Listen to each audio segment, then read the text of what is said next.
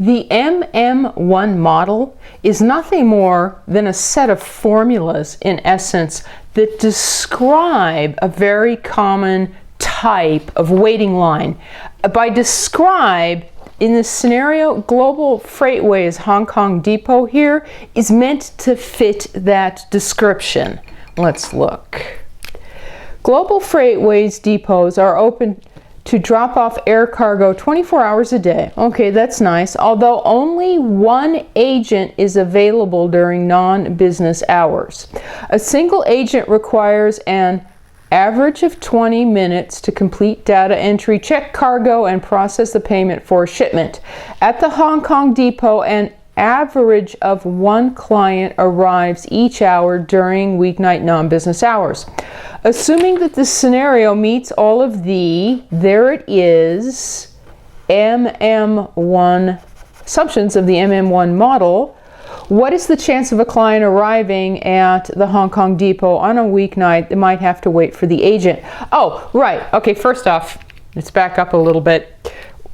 Notice that if you've got this note frame, there's a bunch of formulas underneath it. That, in its entirety, that's the MM1 model. Oh, and the question that's just been posed, what's the chance that a client that arrives during non-business hours might have to actually wait for the agent, is exactly the kind of information that the MM1 model can give you quite quickly, as long as, one, the situation meets its assumptions, and two, you have the two input parameters that you might notice you need to manipulate any of these formulas. For instance, system utilization, you see it says lambda divided by mu. I'm just picking these at random. Average number of customers in the queue. LQ is, wait, lambda squared mu minus lambda. We need to find lambda and mu. Oh, right. Now, we were told that it's totally okay to assume that Global Freightways Depot fits the assumptions of the MM1 model. What was that supposed to mean anyway? Oh, first off, that customer arrivals. Do you notice up here it said something about that? Customer arrivals, the assumptions, one of them they're talking about, are Poisson distributed.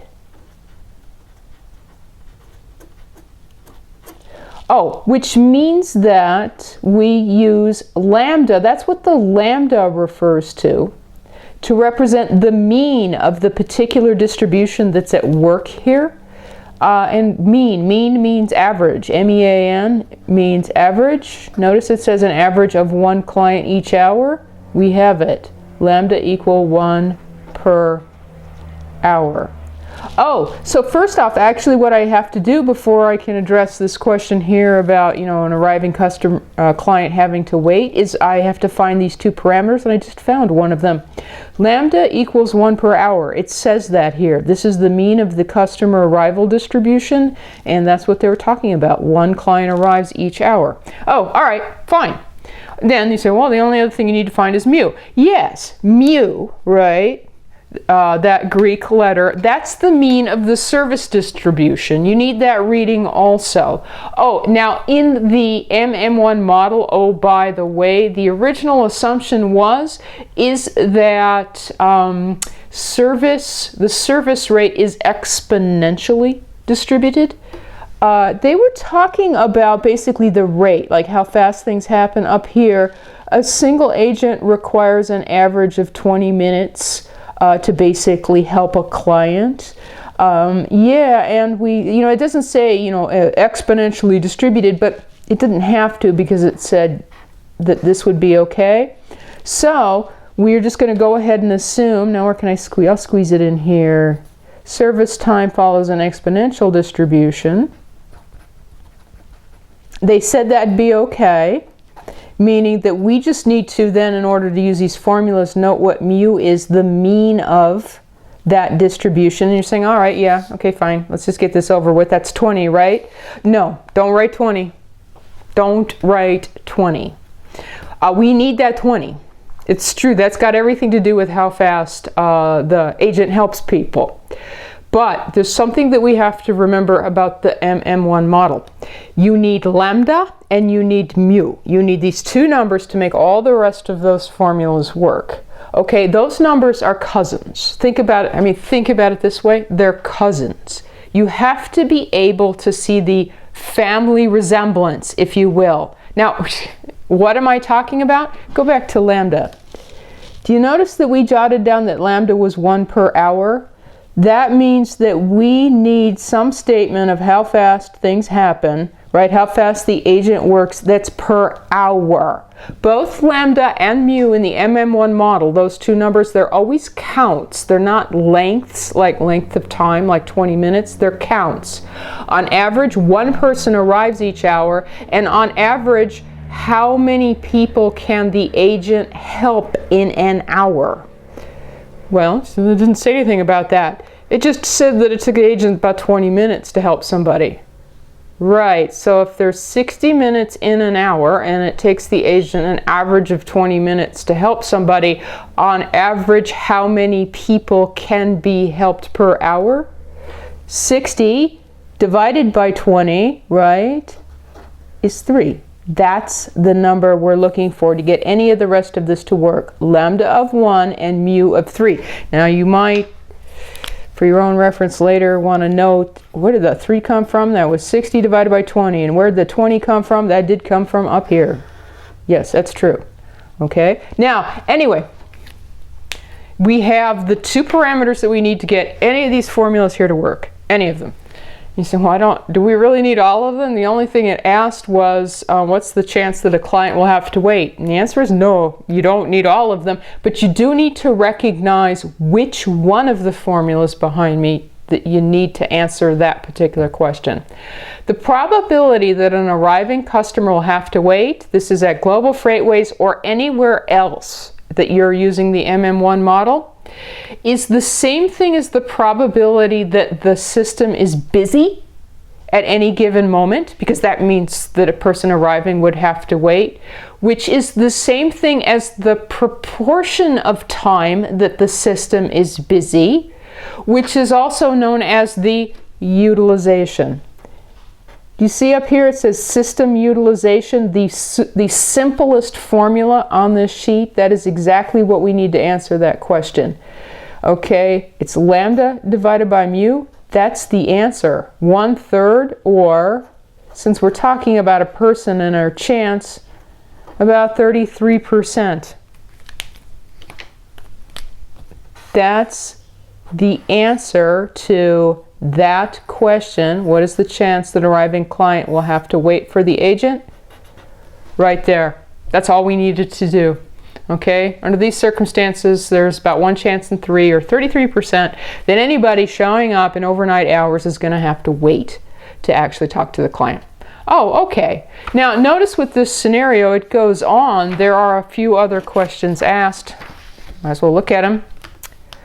What is the average time any client who drops off freight at that depot during a weeknight has to wait? Okay, we're talking about a wait. Average time having to wait. Capital W is for wait. We're talking about waiting to speak to the agent. So we're talking about waiting in the queue. Right. Average time waiting in the queue. WQ equals, all right, that's the formula that we need right there. I'm just copying it over. LQ divided by lambda. Couldn't be simpler, right? Oh, except wait a minute. LQ divided by lambda is 1, but what's LQ? Oh, LQ is the average length of the line. Now, we want this answer the average weight, essentially, in the line, but the way these formulas work, you have to calculate the average length of the line to get this one to work. Oh, all right, so LQ.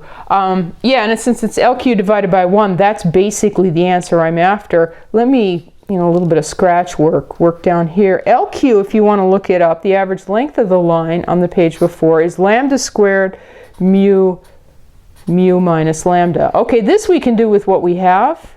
because that's just what, 1 squared 3 times 3 minus 1, or 1/6. You know, divided by 1, because you put that value in here. That's basically the answer up here, 1/6. Now, wait a minute. What did we just do? We calculated the average wait to speak to the agent if you drop off a package overnight, and it's 1/6. Is that a long time? Maybe it is, maybe it's not. One thing to remember is when you're calculating average amounts of time, average wait, average delay with the MM1 model, your answer is in the same units of time as lambda and mu were stated in.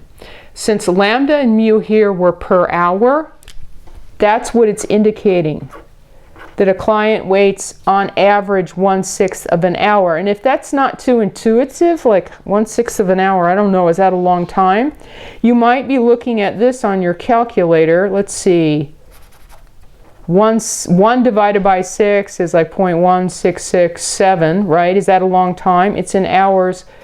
Just say, okay, well, times that by 60. I'm not doing anything other than restating the same answer, just because I want to get kind of a better sense of it. A client who stops by the depot during non-business hours on a weeknight, right, on average has to wait 1/6 of an hour, or times 60, that's 10 minutes. The average wait then is 10 minutes. Okay, now, down here, here's a different question. What is the average time a client must spend at the Hong Kong depot to successfully drop off a shipment during a weeknight? You go, wait a minute, I thought we just did that, right? Average time had to wait. Now, this is asking how long they have to wait. This is asking essentially total turnaround time, right? The average time a client must spend in the depot to successfully drop off a shipment. That's going to include having to wait to speak to see the agent, if in fact they actually do, and then that, remember, the 20 minutes to get it processed. Right. Or if they were illegally parked, okay, how long is their car out there, total time, total turnaround time, illegally parked? Oh, now, that's just another formula that was supplied originally. We have to recognize which formula that was. That is, right, it's a W for wait, but it's wait in the system. It's this formula here. A W for wait, but the total weight in the system, so sub S, I'm just copying that formula over from the previous sheet. That is WQ. Oh, that's handy. We already figured that one out. Plus 1 over mu. So WQ 1/6 plus 1 over mu is 3. What is that? That's actually then, let's see, 1/6 plus 2/6 equals 3/6 equals 1/2. 1/2 hour. Oh, okay. So the total turnaround time on average, if you're trying to drop off a package at the Hong Kong depot during non-business hours, is about a half an hour.